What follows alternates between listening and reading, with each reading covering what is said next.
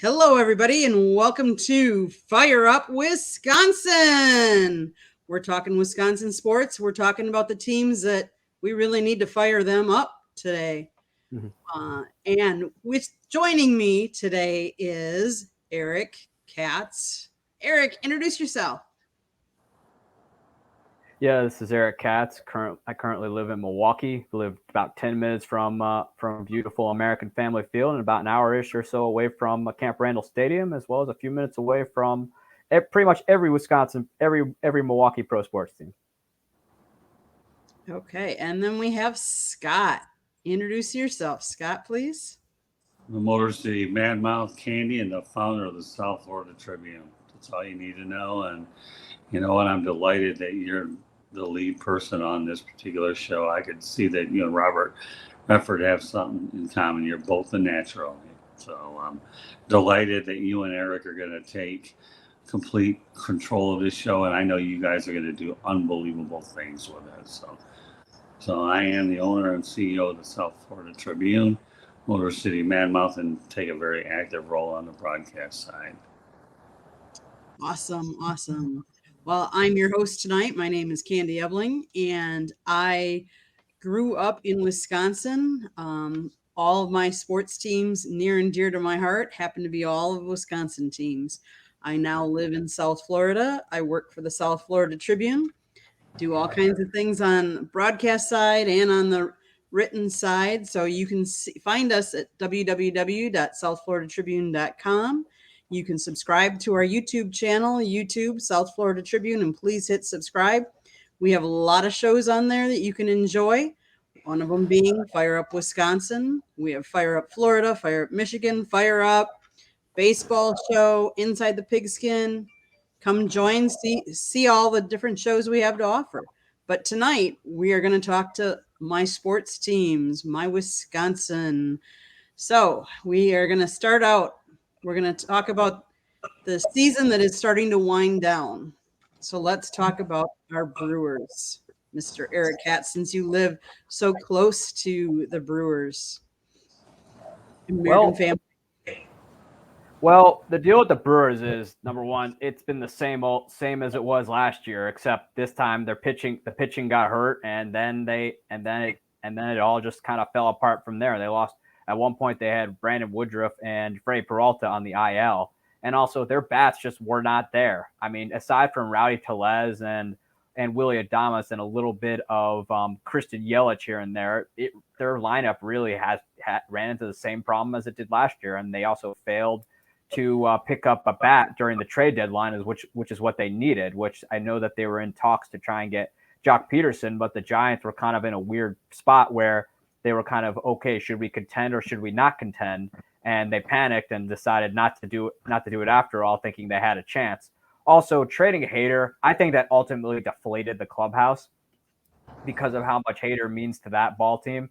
I think it was the right move ultimately. As much as I loved Hader during his time here, it ultimately was the right move. He's got like 2 years of team control left, and he'll be able to cash in big at free agency. He also is started to look a little bit human too as of late before the Brewers trade him, before he completely collapsed in San Diego. Although he's starting to get it back now after regaining the closer's job, but ultimately I think it was the right move. They had to do it. They weren't going to extend him, and they got Taylor Rogers, who's not Hater, but still he gets the job done. And they really want Devin Williams to really turn into a closer, which kind of has been a mixed bag as of late.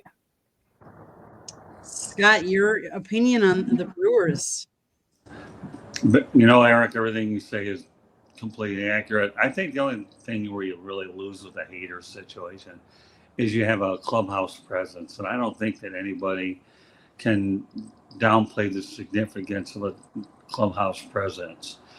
You know, I realize this pitching was on the decline a little bit, but you know, you lost a lot of character players this year.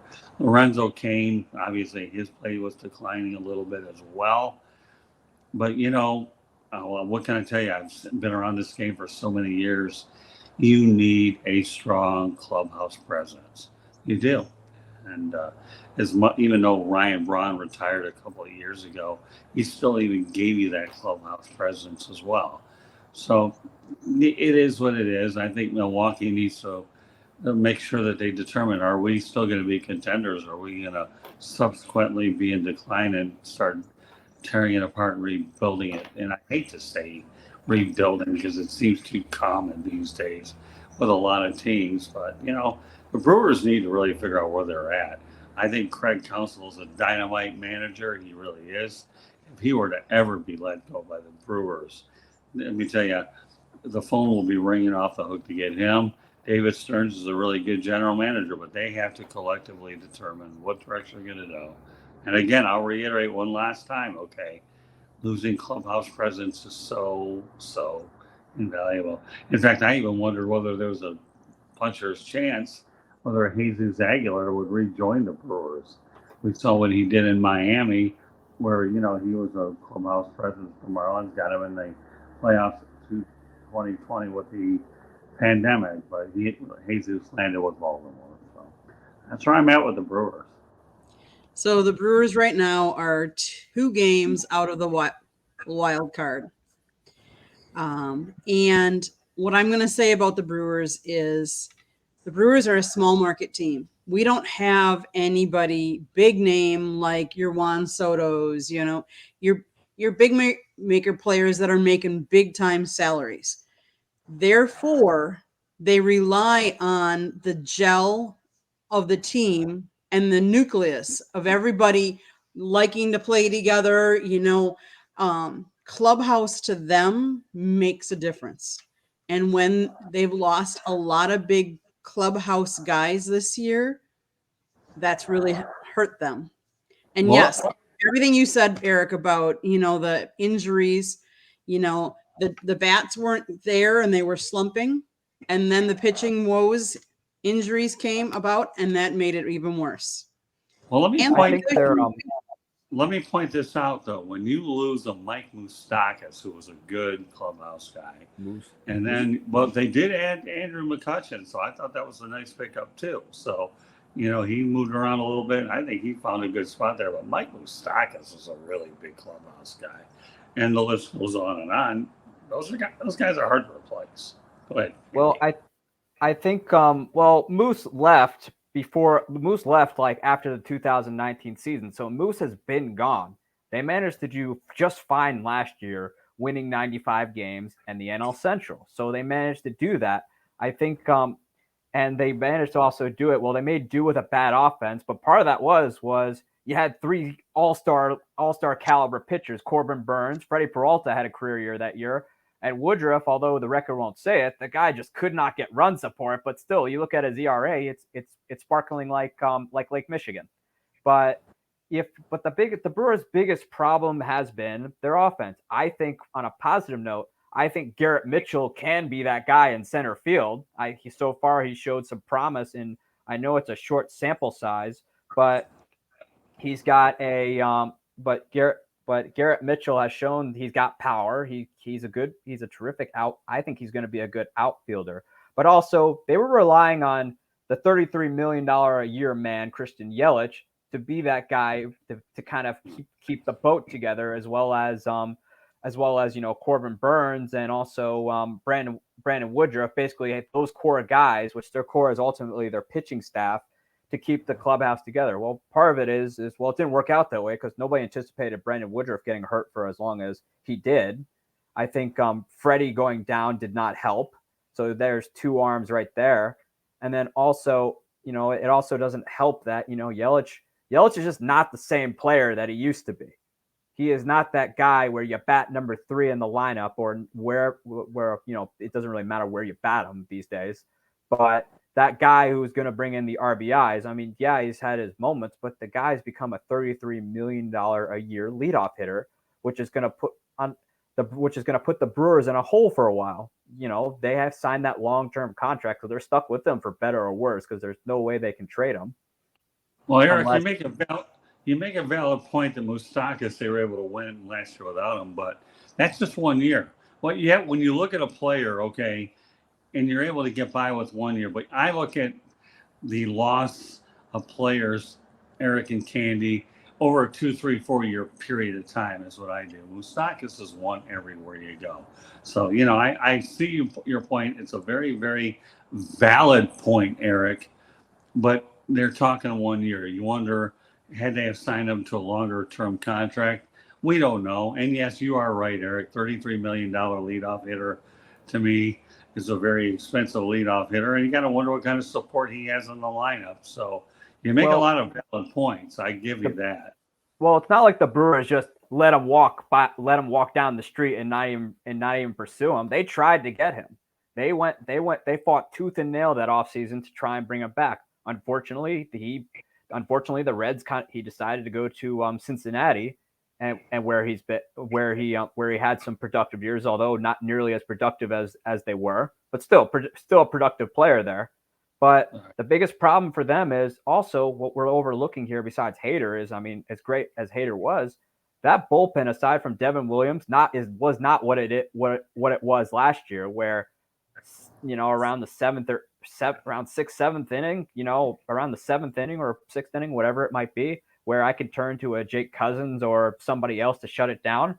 It was just not there this year. Granted, Cousins went down, but they got Trevor Gott thinking he could be that guy.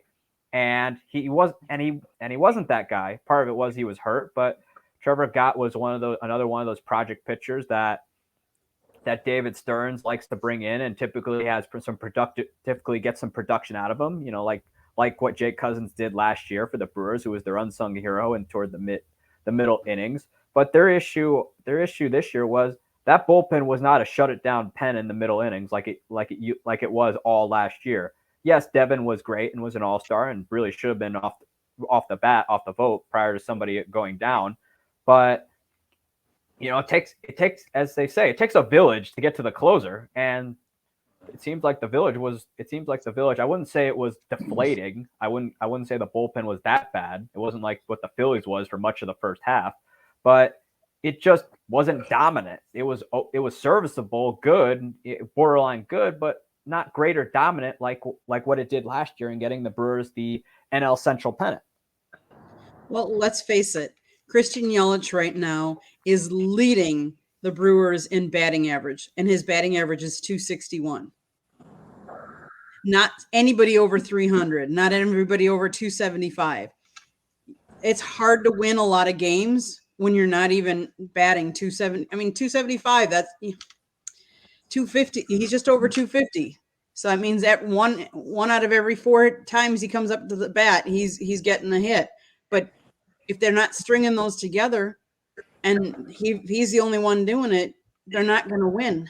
And let's face it, the teams that are ahead of them got better with the trade deadline. They made big trades, got big name players, and bolstered their already good lineups. The Padres are ahead of them. Obviously, look at the year the Cardinals are having. That's tough. The Dodgers, the Mets, they're all having really, really good years. What's funny about the Brewers was when they made the Hader deal, they were in first place at the time. They were I wouldn't say a sizable lead, but they were still, heading into the latter part of July, heading into August with a lead in the NL Central, which is where you want to be. And they were doing like obviously just fine. But the thing about it is the Brewers the biggest problem they had, the biggest mistake they made was they did not add a bat. I know they were trying for Jock Peterson, but the biggest problem that they did was they didn't have a backup plan in case Peterson fell through, because knowing that the San Francisco Giants were a middle of the road team at that point that could either contend or just opt to just cut their losses and get ready for 2023. And Eric, who do you blame for that? I got to blame Stearns. I really do. As much as I like David Stearns, as much as a great GM he has been for them and has got them to where they've been, Stearns did not have a backup plan in case Peterson fell through. There were other batters available. I get you're not going to get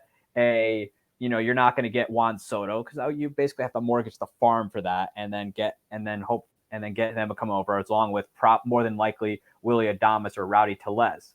But if they were to make that move happen, which it wasn't going to happen. But the thing about it was they could have pursued a David Peralta, who's been who's been productive with who's been very productive with the Rays so far. And as well as this year, they could have gone after I know it wouldn't have really made sense to go after another first baseman, but they could have brought in Daniel Vogelbach, who's had kind of a resurgence with the Pirates and has been productive with the Mets. They could have done it because they would essentially have to give up, maybe a mid-level prospect, knowing how the Pirates do business over there.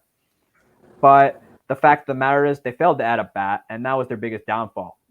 Omar Narvaez. He is not the same as what he was last year. The guy seems like he's an automatic ground ball waiting to happen or a strikeout, kind of like what Jackie Bradley Jr. was last year, which I'm still shocked that the Red Sox traded Hunter Renfroe for JBJ. I'm still shocked by it because JBJ, great defensive player, but he's only had like one good hitting year where he batted 300. Okay, go ahead. But the fact of the matter is, Stearns really knew he needed a bat. Yeah, you could still get the Hader deal done. You could have worked that out during the week and maybe pursued a bat, but Stearns failed there, and now the Brewers are at a middle of the road like the Giants. What do we do? I agree, Scott. What do you think? Whose fault was it? Well, you obviously have to go with the general manager. He's the one pulling the trigger on the trades. I mean, what else is going to do? Craig Counsell doesn't make trades. All he does is, Stearns is shopping for the groceries, and it's up to make sure that Craig Counsell is using them properly and making the right dishes, and that's really what it comes down to. Eric is 100% online all the way. So one last question about the Brewers: do they make the playoffs, Eric? No, they're not gonna. That club, that whatever fight that they had, yeah, they're leading the Cardinals right now 2-0. Last I looked, but I don't think they'll make it. The pen isn't what it used to be. Freddie Peralta's back on the IL with that shoulder. They're going to Brandon Woodruff, productive. Yeah, he's been productive. Yeah, you still have Corbin Burns, but that offense has literally no fight. The bullpen's not the slam the door pen like it was last year. And I just feel as though that the Hader trade is what really did them in. And also it's pretty much their offense this year has either been a home run or not. And that's not a way to win games. You have to get guys who can hit for contact, get on base, and then set up the power guys to do something. And the Brewers they don't put traffic on the bases. It's either they hit a home run or they don't. Scott, do they make the playoffs? Well, they can make the playoffs if San Diego has an epic collapse. They're only talking a couple of games, so I wouldn't rule it out. But the only thing I can say about Josh Hader is the clubhouse presence I mentioned earlier in the show. But I'd say if you're only a couple of games out, it's not a lot of ground to make up. I like the way you said home run or not, because everybody in Milwaukee can associate Rob Deere with that classification. Either hit him out or he didn't hit him at all. He usually led the league in strikeouts, but I don't think Rob Deere walk in that door. To answer Kansi's question, I wouldn't rule it out. If San Diego lays an egg and they collapse, yeah, it's very possible they could. They're not catching the Cardinals in the division, though. They're not catching the Cardinals. Let's see. They're playing the Cardinals right now. Their next opponents: Yankees, Mets, Reds, Cardinals, Marlins, and Diamondbacks. That's what they have left on the lineup. It's not a bad schedule. It isn't. It's not. Not horrible. It's not horrible, but we'll see. I mean, we haven't been playing good against, Reds. Who knows what we'll do? When you're dropping series to the Reds, to a sticks and stones Reds team, and those are like give me series, as well as you're dropping series to other teams that you really on paper should be able to beat. You're not going to go to the postseason. Even if you do go to the postseason, I don't see the Brewers getting out of the wild card. I really don't. I see it being if they make it that far, and the wild card is their ceiling right now. If they make it that far, they're going to get swept because I just don't see the offense putting it together. Their offense last year was inconsistent at best, but this year, I mean, it didn't help that Hunter Renfroe, who was supposed to be like a big bat for them that they added, who was supposed to kind of jumpstart the lineup, was out for a decent amount of the year, but he, has been productive. But, that didn't help but still, you need more than just home run power. You got to get guys on base. You need guys who can hit contact, and you need guys who can do more than just just hit home. Who do more than can just hit. Perhaps maybe with the shift being gone, it'll help the offense. But that remains to be seen. Right. It'll be interesting if that plays any role in the remaining. Well, the reality is the question is, will they make the playoffs? And I think they have a puncher's chance. Now, if you were to ask me the question, did I think they get far in the playoffs? That's a different story because I think you're definitely right, Eric. Unless you have enough offensive firepower, you're going to struggle. I don't care what anybody. What I got to say is the baseball season is a long season. Now, if the right team gets hot, could they win? Could they go further in the playoffs? Of course, any team could, but they got to get hot at the right time, and they got to fire on all cylinders, all aspects of the game. Pitching's got to be there, bats got to be there. So if all of that, would wake up and do great, then yeah, maybe. But the likelihood is, I don't see it. I'm hoping a playoff, but I don't even know if they'll make the playoffs at this point. Well, all I can tell you is that when they face the Miami Marlins, I predict a low-scoring series because neither of them can hit themselves out of a paper bag. So I guess it would depend. It's going to depend on what pitching it comes down to, like who's lining up with who. Do we draw Sandy and Pablo or who? Right. I mean, the Marlins are. I mean, obviously, I don't think, despite this year, I don't see Counsell going anywhere. He knew that. I'm sure he was there when Stearns was like, I want to make this. I have to make this move to trade Hader. I'm sure he was there. I mean, there's no way you let the guy go because if he's let go, I can guarantee you a chance to hire Craig Counsell, who's proven to do a lot with a little. If let's just say 29 other teams fire their managers, not realistic, but let's just say hypothetically all teams fire their managers. Counsell's going to get an interview request from each and every one of them. Yeah, well, not only that, he's number one. He's not going anywhere. He's a Wisconsin kid who's had success. I think he's the all-time winningest manager in Brewers history. He ain't going nowhere. So any of this speculation, in my opinion, some I don't buy into. He also guided them through the rebuild the first time around. If the Brewers go that route, so he's clearly done this before, and he knows how to get the most out of guys. But what it comes down to is that club also needs more from Yelich. He's making $33 million, and they were expecting him to be the presence, I think, that he can be to kind of guide these guys and put them in position to have success. But so far, I don't think he has been that guy. And right now, if I'm Stearns right now, and as well as the ownership of the Brewers, I'd be mad that I'm paying $33 million for a leadoff hitter. Yeah, but generally speaking, though, Eric, when a small market invests big into a particular player, it's hard to have that secondary player you can pay a lot, and that's where their resources are tapped because of the uneven nature of television contracts and the sport climate.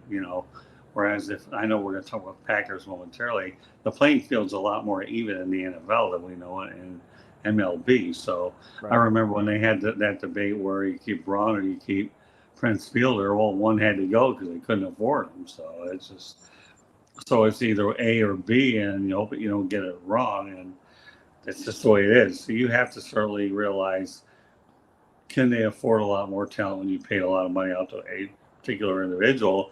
And then number two, when you have a long-term contract of say 8 to 10 years, how much productivity can you expect on the back end? And that's another story. Albert Pujols, Miguel Cabrera, those weren't very good long-term contracts. They might give you immediate productivity for a while, but then they generally don't work out. So it'll be interesting to see how it plays out. The Tigers did that deal is because they wanted to see Miguel Cabrera hit all his milestones in Detroit. That's why they did it. That's the same reason why the Rangers signed Adrian Beltre for all that money, although Adrian Beltre was productive for a majority of that contract. But they just wanted to see him hit the milestones. He'd put the butts in seats, and then he'd ride off into the sunset, more than likely as a Hall of Famer with the Tigers. Yeah, but the Tigers made that deal for Prince Fielder. I believe Victor Martinez went down with a serious injury, if I remember right. So They wanted to get another bat, so they had help from him in the middle of the lineup. The milestones came later as time went on, and he still had to deal with a myriad of injuries there. And so when I look at that situation, Victor Martinez, I think, went down with a serious knee injury, and to be able to get Prince Fielder to Detroit, they had Cecil Fielder many years ago. I thought it was a good short-term move for him, but ultimately Prince Fielder, he got hurt, and as a result, his career came to a quick halt as the wear and tear took place. Right, because these guys, it's a long year. That's why I argue that baseball is the hardest sports season, because it is such a long year. It's a grind. You've got to be productive night in and night out with a day off here and there. It's not like the NFL where you'll have a practice I believe on Tuesday. Well, depending on the schedule, obviously, with Thursday night football. It kind of complicates things. I don't know what it is now, but let's just go typical Sunday. Sunday, you get the day off on Monday. And then, you come in Tuesday, Wednesday, Thursday, day off Friday. And then, there's some time to heal. Baseball, there is no time to really heal. Well, I'll tell you what, if you go to Tribune South, and that's Tribune South or Tribune on Twitter, on my pinned tweet, we have a show that we had done about the hardest championship to win. We would encourage you to go out there and check it out. And that'll kind of reinforce what we're doing here. But I don't know, we won't get into that tonight, but go to Twitter, and then here's also the thing about baseball too, is like the NFL. The NFL is designed for you to go 7-9, 9-7. It's designed for you to go 500. And they obviously do a lot. Obviously, a salary cap balances out, so there's not those long dynasties that we saw with the Steelers of the 70s, the Niners in the 80s, and obviously the Cowboys in the 90s. It's the league's a little more balanced. Anybody, it doesn't matter the market size, anybody can win a Super Bowl. Heck, the Packers managed to, I believe the Packers have won multiple, and they play in probably the tiniest market ever for sports. But baseball, it's not like that. Baseball, it's pretty much haves and haves nots. I mean, the big market teams like New York, Chicago, Los Angeles, and others are going to have a lot more with their media market and the money that they make there. And that's why they're able to go to the playoffs year in and year out. The reason, teams like the Rays, who play in just a dumpster of a stadium, as well as in a dumpster of a neighborhood, but that's another story for another day. They can only do so much, and a lot of these teams, including the Brewers, have to survive on the team-friendly contracts with these players and get the most out of them before they hit the open market. Well, the Kansas City Royals had a good run for a couple of years. They got a world championship out of it. I think they got to the World Series twice and pulled one out of there. So I agree with you. These smaller market teams have a hard time sustaining success here. But, it's interesting to talk about. Okay, guys, let's reel this in and let's change topics. So let's switch from the Brewers. Let's go an hour north, Eric, and let's go up to Camp Randall and the Wisconsin Badgers. Thoughts that they started out the year really strong. They went down. They fell this last week. They were ranked 19th. Now they're out of the top 25. Let's talk about where they're headed and what you're seeing from the Badgers. Well, it wasn't Graham Mertz this time around. Last year it was, the talk was quarterback play, but Graham Mertz actually did all that he could. He had that team in position to win. He did his part. Problem was they couldn't hold the ball. A lot of it was self-inflicted wounds with the fumbles and stuff. And you can't blame Mertz for that. He threw the ball to the tight end's hands, and he takes it, and then he loses the ball, especially on the interception, which was just downright deflating. But it was not. I can't put this one on Mertz because he did enough for them to win. Problem was his receivers need to hold the ball, and that was their biggest issue last year, and it seems like it's plaguing them this year. Their first game of the year was against an FCS opponent in Illinois State, which they won, as they should, 30-0. Illinois State came up from normal, got paid somewhere in the low millions to get absolutely tatered by a Big Ten Division I team.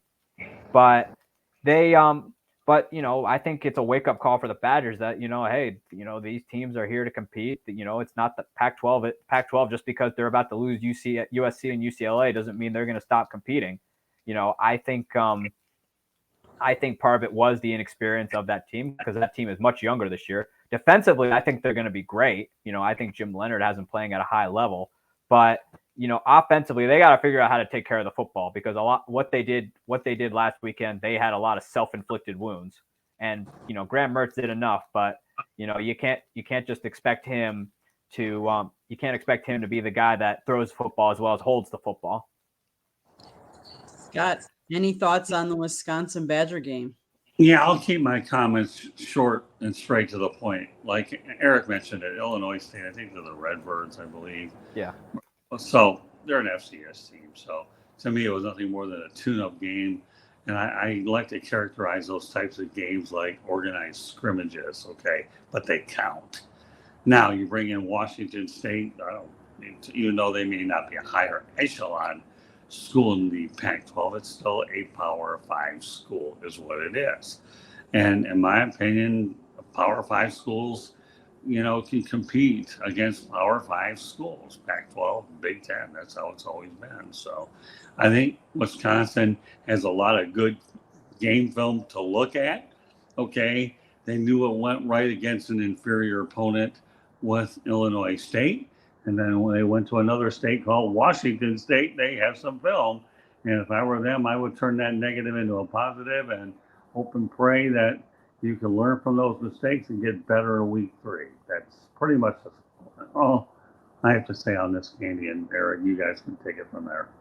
So I'm going to go through some of the stats of the game. So let's go through it. Rushing, we ran for 174 yards. They ran for 53. Passing, we passed for 227. They passed for 200. Total yards, 401 to 253. But where I think we really, and I agree with you, Eric, self-inflicted, we had 11 penalties for 106 yards. And I believe, I might be wrong, but I thought all of those penalties were on offense. They were. I mean, once again, self-inflicted wounds. I mean, obviously, I was pointing out the fumbles, which were huge because Wisconsin had drives going. Graham Mertz had them where they needed to be. And then they can't hold the ball, which was a big problem for them last year. And the turnovers, the penalties really got them, especially those little penalties like false starts and here and there. Those are momentum-killing things. I mean, I was going to say they're drive killers. Yep. Yes, I understand the offensive line is new, and they're still trying to kind of get the pieces together. I mean, I think it's going to be I think they're going to be fine there because, Bob Bostad, for much of the 2000s, put together some really good offensive lines during that time, which is what Wisconsin's known for. But what the penalties are what really got them. I mean, let's be honest. They got a 3-headed monster of running backs, and Wisconsin loves to run the ball. So what are teams going to do? They're going to load the box. It's just a fact. So that means the offensive line has to be near perfect in order for them to really move the ball. It also will set up the pass game better, where Graham Mertz can go play action and throw it up to Marcus Allen or throw a little dig to Skylar Bell or Clayton Cundiff, who's been coming on as of late. But the fact is though, like, they got to figure out this penalty thing because it was a big problem for them last year, and then they also have to figure out, they have to figure out the offensive line as well as getting guys on the same page because they were just out of whack during week 2. I mean, week one against Illinois State was a time for all that to happen where it would be less consequential. But they're not going to be playing FCS all year. This is D1 football where everybody has an opportunity to try and get to the playoffs, especially since it's expanded to 12 teams for better or worse. So their next opponent is New Mexico State. Yeah, they'll win. But after that, they're on the road. They open the Big Ten season on the road at Ohio State. Boy, it's amazing. That schedule here, think about it. Illinois State, Washington State, New Mexico State, Ohio State. My goodness, the Badgers are, in a state of we got to figure this out. So, how many other states we have? At least 4 games we're leading off with states. I can't remember the last time that's happened. Well, I'd like to expect them against a team like New Mexico State, which to them 7-5 is a great year, but or 6-6 for that matter. I'd like to think it's the type of game where they get their stuff together. They figure out it's going to be a practice for them. They hold on to the ball, and as well as they get their offensive line under control and the offense on the same page before the consequences really start happening, where they start dropping the ball backed up behind their goal line. But I think New Mexico State's going to be a good rebound, good head check, good to get them situated. I think they're ultimately going to win that game, no doubt, because that team has been a mess for a very long time. I just think that, it's going to be a great tune-up game. Ohio State, do I see them winning against them? No, because Ohio State is more than likely going to be able to contend for a national championship this year. And this year, Wisconsin is going to the Shoe. Nobody wins at the Shoe. Ohio State's been winning there for a long time. Wisconsin hasn't won at the Shoe since, I believe, 2004, when I was in fourth grade. And that was back when Jim Tressel was the head coach. They're not winning at the Shoe. I mean, as of late, they do not do well against Ohio State. Ohio State's too good, and they're more put together than Wisconsin is. And I just don't see it happening. But by some miracle, if some miracle happens, terrific, and the entire state's going to shake. But I don't see it happening. But going forward, though, I think New Mexico State's going to be a good head check, good to kind of get themselves sorted out, rather than let's just say they lose Ohio. Let's just say they lose a game here, and then let's just say it's an upset. And then they go on the road where they were absolutely reeling like they did in 2019 after Illinois upset them in Illinois. And then they go to Ohio State and get absolutely shellacked. So, Eric, I got two questions for you. Number one, do you know the nickname of New Mexico State? Number two, where are they located? New Mexico State, I believe it's a Cowboy. No? You know where they're located? Besides New Mexico? Yeah, right. Not Montreal. Oh, I got the mascot. It's an Aggie, but I don't know location. Yeah, because you're looking it up on your iPad like everybody else does here. I don't have an iPad. Or whatever. You got some sort of electronic device there you can look it up, right? It's an Aggie. Well, my phone, but I'm not looking at my phone.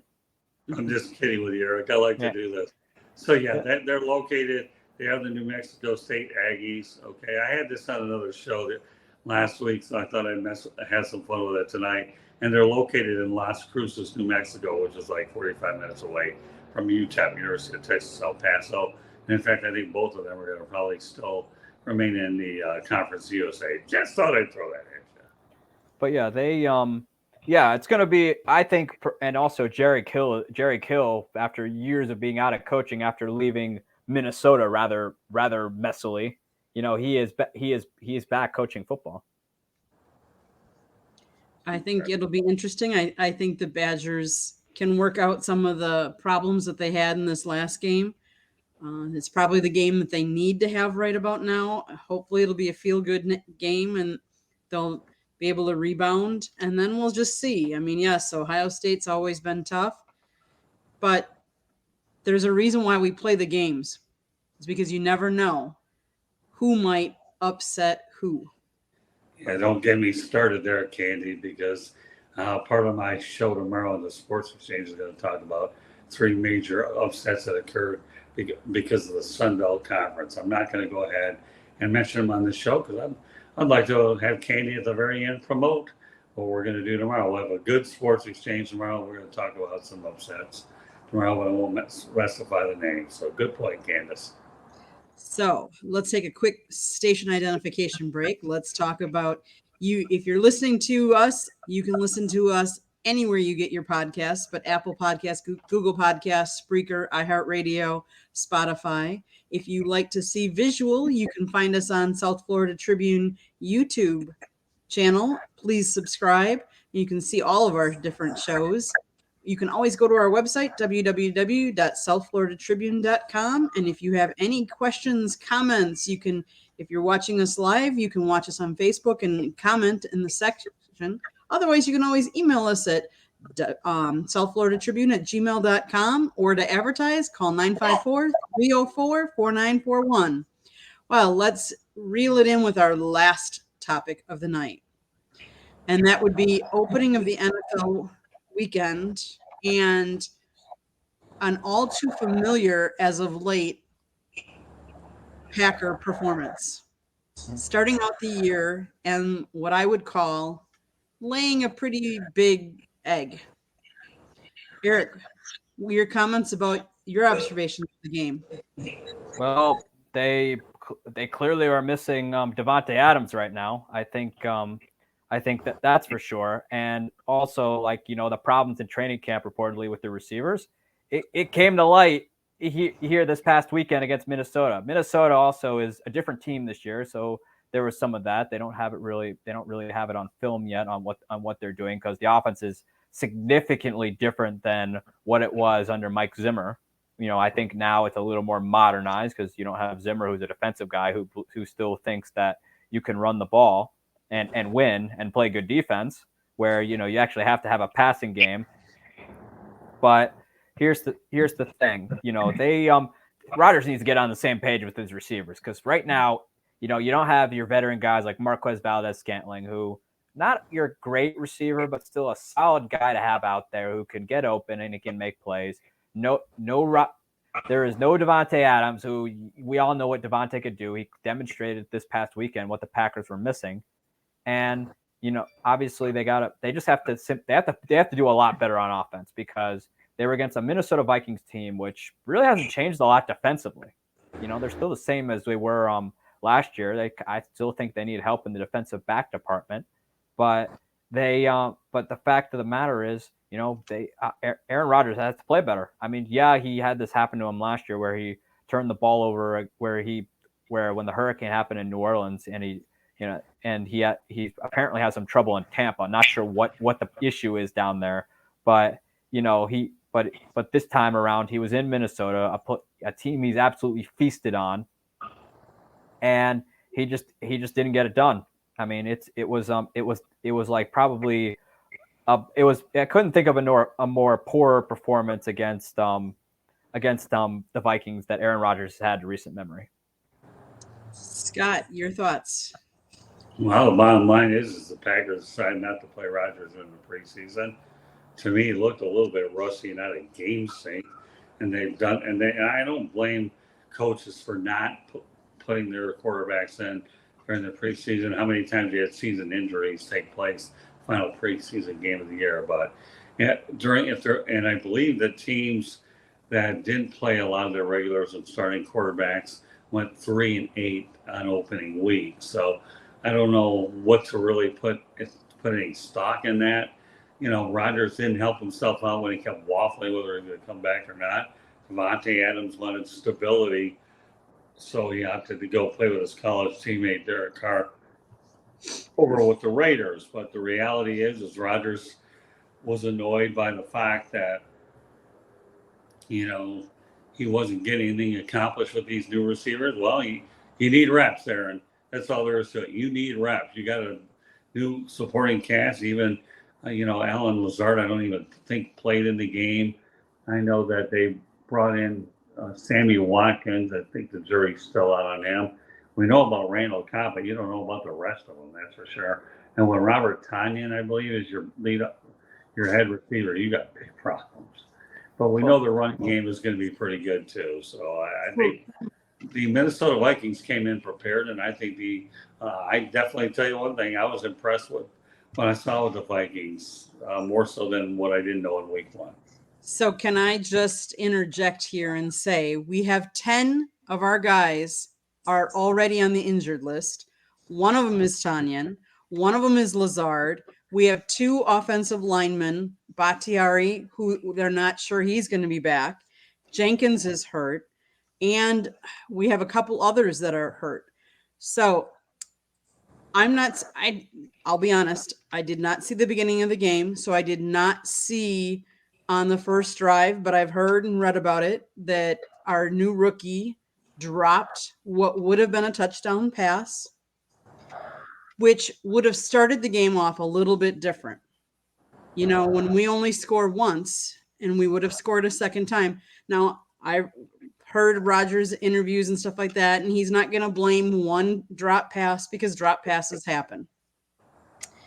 But what I'm going to say is, and I'm very consistent with this, I understand Rodgers doesn't play in the preseason, but then he always starts slow, especially when you're talking as many new receivers as he's throwing to. They're not used to game playing with Rodgers. Right. There's a lot to be said about that. Now, one game does not make the whole season. We laid an egg last year, and we had Devontae Adams in that first game. So is it something we should be concerned about? No, but we have to have a way to overcome all these injuries too, because, you have two offensive linemen out. And last year we were rotating offensive. If I remember last year, almost every game we had a different line trying to, on the offensive side. It makes a difference. Well, here's also another. Just hold on one second, Eric. I never said, Candy, that they had anything to be concerned about. It's a wake-up call. You have 17 games. Put this other one in your rearview mirror, and then you move on. Sorry, Eric. Go ahead. I just want to get that. Well, here's something else that I'd be concerned about if I was the Packers this past week. Their leading receiver was A.J. Dillon, who caught 5 balls for 46 yards, a running back. That can't happen. I mean, they also didn't really run the ball a whole lot to begin with in that game, and they let Aaron Rodgers. They pretty much were trying to get Aaron Rodgers to air it out, which he only threw for 34 yards. But problem was, they didn't really have the ball very long because Minnesota knows the game plan, which is to keep Rodgers on the sideline for as long as possible. So Minnesota played a little ball control, and also I think Minnesota too was excited. They got a breath of fresh air with Kevin O'Connell, thanks to Mike Zimmer, who I personally think he overstayed his welcome. As great of a coach as he was for the Vikings, I think he overstayed his welcome toward the end. But also, I wouldn't panic. I mean, we saw Rodgers just have an absolutely blunder of a game where he threw 2 interceptions against the Saints and no touchdowns, and just had an awful all-around game against them. But I don't want to go into week 1 panic mode where we do overreactions and things like that, because it's only 1 week, and the season really, and there's still a lot of season left where the Packers can get together. But the fact of the matter remains, I think to Aaron Rodgers' benefit, to come out for maybe a series or two in the preseason where he kind of gets on the same page with his new receivers, I think would have been beneficial, where he does like 1, maybe 2 drives here and see what works and see what doesn't. But at least Aaron Rodgers, I mean, yeah, the receivers, but the receivers get it. These guys are pros. They know they have to be better. But the fact of the matter remains, Aaron Rodgers has to kind of turn up. I think he has to turn up the heat too. I mean, he kind of has, but clearly whatever he was doing at camp did not translate to when they faced the Vikings this past weekend in Minnesota. So, but it's only week 1. Remember, Aaron Rodgers lost week 1 last year, and then the Packers went on a 7-game win streak, and all was well with planet Earth. But the reality being, these receivers got to step it up, because you can't have A.J. Dillon being your leading receiver. Well, let me point something out. When the Packers won their last Super Bowl, didn't they win it with a 10-6 record? Right? They did. Yeah. So they won it with a 10-6 record, right? And you finish 13-3. Everybody's expecting you to do it again. They don't do it. So you know what? We've seen teams win with 9 Super Bowls with 9-7 records, 10-6. Right. Okay. So I'm wondering whether Aaron Rodgers will patent the word relax because of what he had done a few years ago, and people were panicking. But I'm not. 9-7 and 10-6. Well, they won't now because you have 17 games, but they've won it with 10 wins. So yeah, I'm not going to sit here and be the overreactionary type of the Packers. They're too good of an organization. They're run real well. They have a certain thing, and you know what? Everybody wants to put them on TV. I've always thought, in my own opinion, that the Green Bay Packers are America's team, and I'll still believe it. Everybody wants to beat the Packers action. I'll even throw another nugget at you guys. London will be glad to have them this year when they're forced to go there because they added the 17th game where they had to go. But nobody ever wanted to give up that Packers home game because they knew that was going to put a lot of jingle coin in their pocket. So, yeah, I don't think the Packers got enough nothing to worry about. They do need to get in sync, but they had that problem a year ago. I don't know if the talent level is high, but you got a bunch of young pups there that'll hopefully get into their groove and ultimately mature, hopefully by within a couple of weeks, so that they can at least make a good playoff run. And remember, they lost to a good Minnesota team. It's not like they lost to a team that only won 2 or 3 or 4 games last year. So don't forget that either. I mean, they were. I wouldn't panic after week 1. I mean, maybe after, I'd probably say 4 or 5 weeks in, and the Packers are still kind of out of mojo, then I would start. But remember, the Packers have started slow before, and then we've seen Aaron Rodgers just go on an absolute tear. He has a not very good Chicago Bears team next week, and I think he'll be able to put it together then. I mean, that'd be a good game for him to really put it together, because to tell you the truth, the Bears are going to finish more than likely in last. I don't see them doing it this year. They're in rebuild mode. They just flipped back from the 3-4 to the 4-3. And it's a good opportunity for Rodgers to really start getting on the same page with these guys. Well, not only that, everybody seems to say that he owns the Bears, right, Candy? So, he does. Good luck. So, everybody was jumping on Trey Lance's. They were hammering him during this past week. Trey Lance against Justin Fields. So, go ahead, Ken. So, interestingly enough, it will be the Packers' home opener. It is Sunday night. It is the oldest rivalry in the NFL, Packers-Bears. So let's say, and I don't know who made out this schedule that we start the season playing 2 divisional opponents. I'm hoping that they get it back together. The one thing I could say that might, influence the game, let's say it's a game like Chicago just played, the weather. They had so much rain down in Soldier Field that they were they were running and looked like Lake Michigan. Looked like Lake Michigan out there. It did. And I know there have been some parts of Wisconsin that got 8-9 inches of rain lately. So they're kind of soaked. 94 back to Madison, and I think also 94 back to Madison even got flooded. They shut down that highway. Thank God I didn't have to take it, but still. Exactly. So I think it'll be interesting.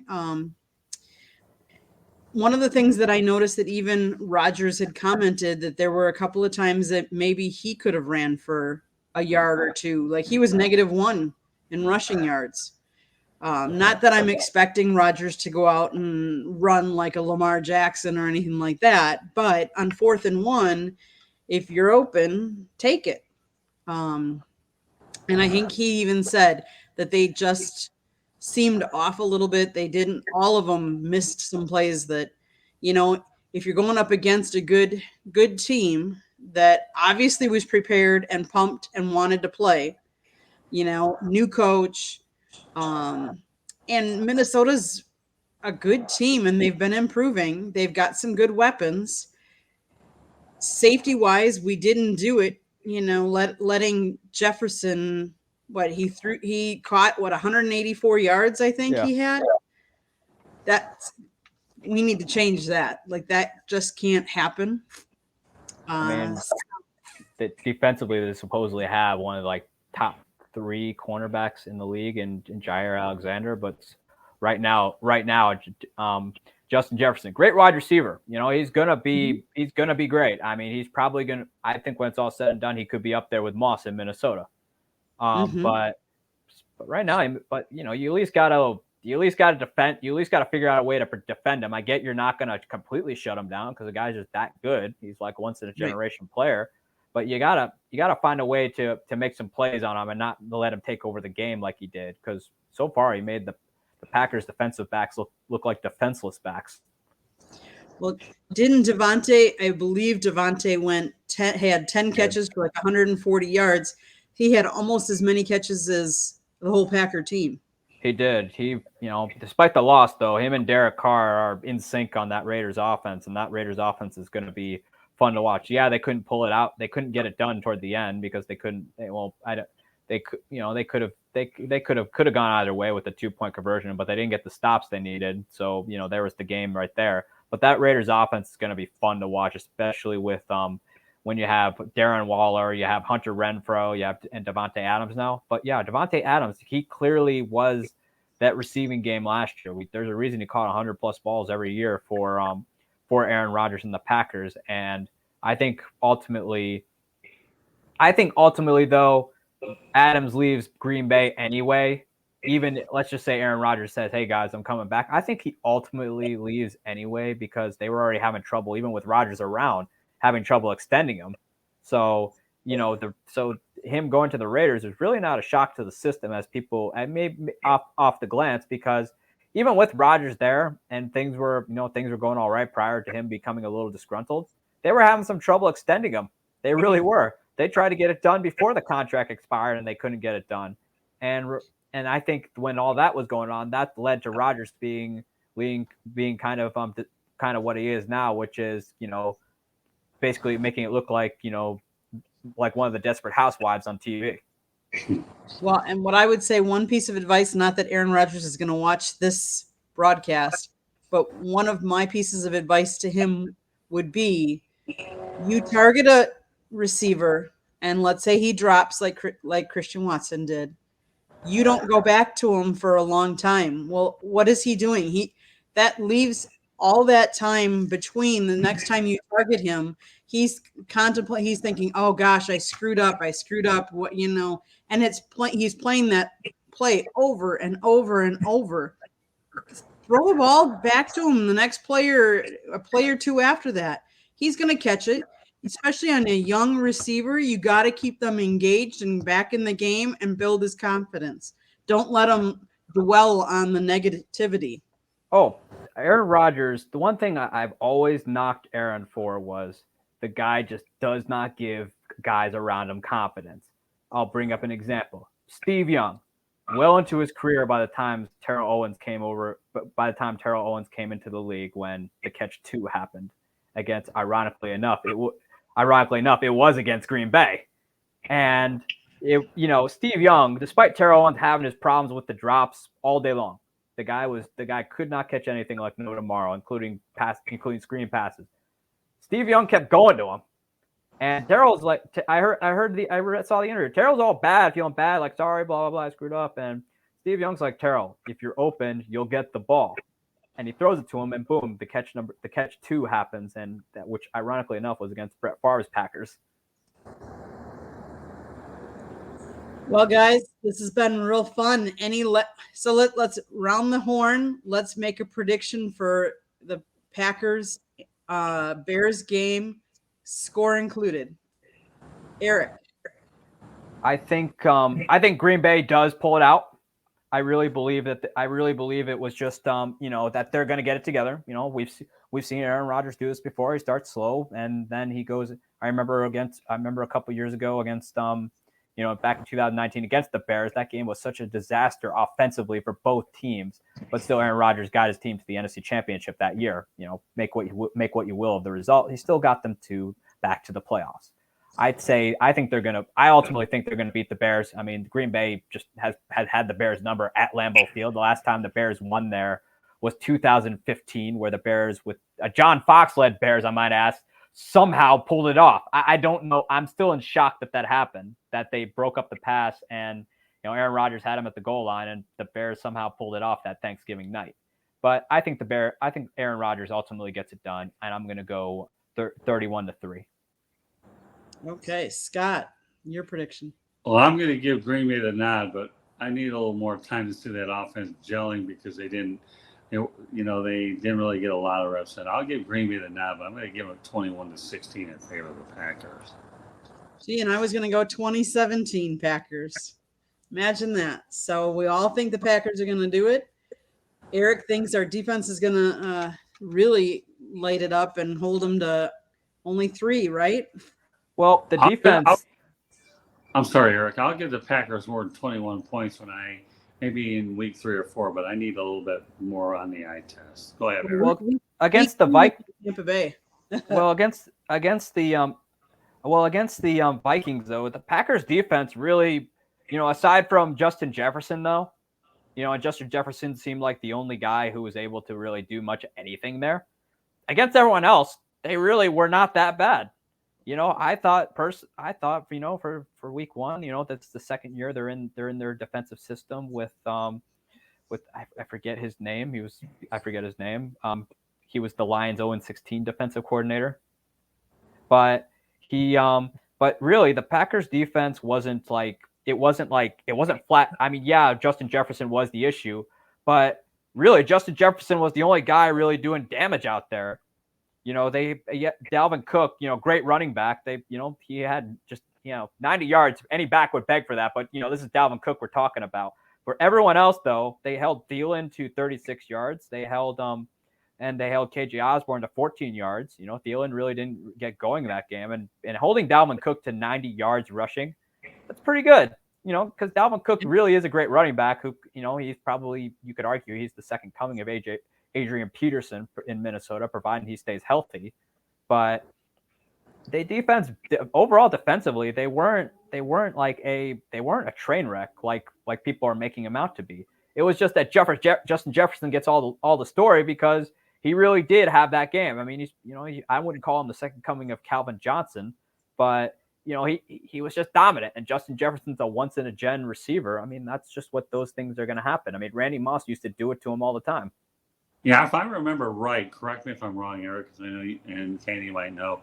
I believe Justin Jefferson was acquired in that trade with Buffalo, where they traded Stephon Diggs for the draft choice that amounted to turning out to be Justin Jefferson. That's one of those situations where you have a win-win trade for both teams. So Buffalo's made well, and Minnesota has too. And I will say one thing I don't know if I mentioned earlier.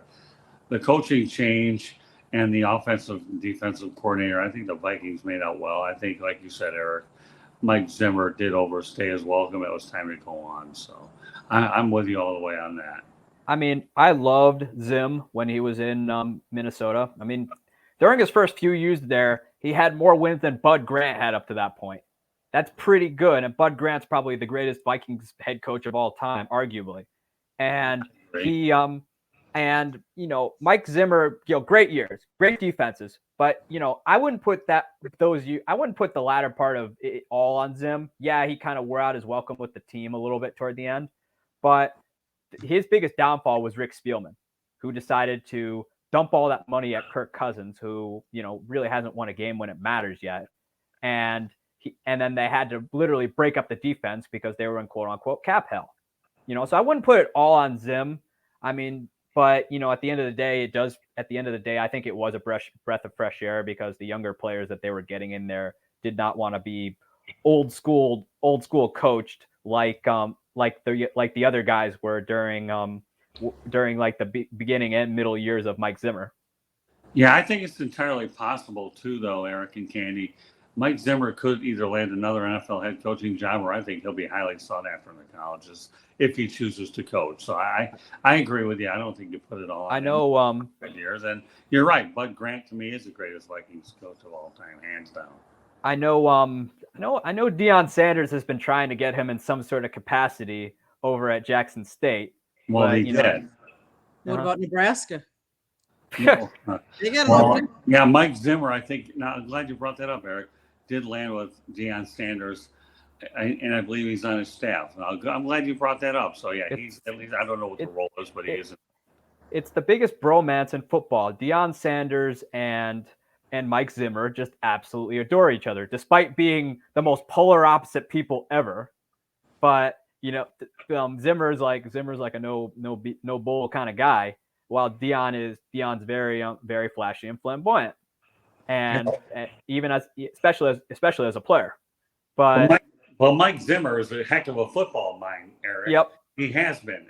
He had success in Cincinnati, okay, and he did it right there. So anytime you have a guy like with the Bengals and with the Vikings, Deion Sanders isn't stupid. This guy here is building something decent at Jackson State. When he saw a good football mind, whether they're polar opposite personality, it's about making sure you have a credible guy that's a really good coach, making sure that he can teach the kids. And I think it worked out well. Go ahead. I mean, it was enough they like each other enough for Zim every once in a while when Deion was on the television networks for Zim to actually call into the show and actually go on the show with Deion, despite Zimmer, like Bill Parcells, just I wouldn't say despises the media, but really isn't really a big fan of the media. Although, and Zim also brings something that I don't think a lot of coaches do anymore, aside from maybe Belichick.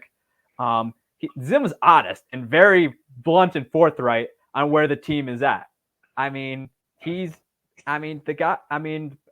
Before the Vikings became like what they were toward the end of Zimmer there, the players absolutely adored Zimmer. They liked his hard style. They liked the fact that he coached them hard. And believe it or not, Zim actually did care about him as people. I mean, you saw what happened when Teddy Bridgewater got a cheat shot against the then St. Louis Rams, and Zimmer's out there rushing to his defense, rather, take it what you will, but very viciously. But I think Zim will become a head coach again, or have a senior defensive assistant role, whatever, because Zim really is a great football coach. He just has to be in the right environment, and him and Spielman just were never on the same page there. And I just think that ultimately Spielman kind of did him in there when they took apart the second coming of the Purple People Eaters. And it's unfortunately that's what I think what his undoing was, because prior to that the players absolutely loved him. It was just the losses were getting to Zim, and I think it was for the better that he left. Well, they're both gone, so what's the difference? Rich Spielman got fired and Zimmer moved on, and now you have when you dump all that money into a quarterback who hasn't won much of anything, you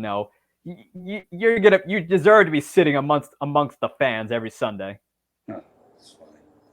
Well, guys, this has been a very enjoyable show tonight. I appreciate all the discussions and stuff like that.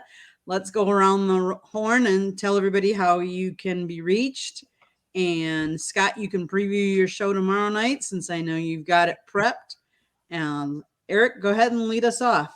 You can follow me on my Twitter at Sports Team News, where I discuss all things sports, especially the NFL, the Yankees, and whatever else comes to mind. All right, I'll preview my show, Candy, because you do a heck of a job going through all the ways to contact us. Tomorrow night's edition of the Sports Exchange have a really loaded show.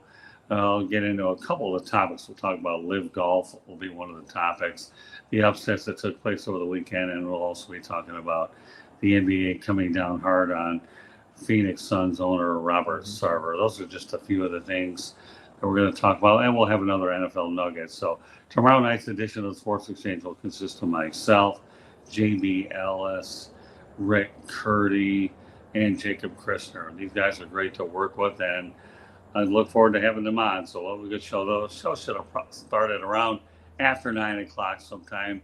I will be appearing on Pundit's Pundit with Jacob Christner beforehand on Sideline Sports. So that's what I've got. Candy, you can go ahead and just give all the information. You do a really phenomenal job with it. And I will tell you, it's been a pleasure in the background watching you take the moderator chair, and you've done an unbelievable job. I am so proud of you. So go ahead, Candy, you take it away. Thank you, guys. Thank you very much. So you can find all of our broadcasts on YouTube, South Florida Tribune. Please subscribe. We have, like I said, many different shows, anywhere from Inside the Pigskin, talking about college football, NFL football, to 108 Stitches Baseball Talk, where we're talking baseball. We have our Fire Up series in Michigan, Florida, Wisconsin, and just a plain fire up, because you never know where we're going to be. Catch us. You never know. We took a trip to Cooperstown. We're going to have some more videos on our Cooperstown trip on the 108 Stitches Baseball Talk.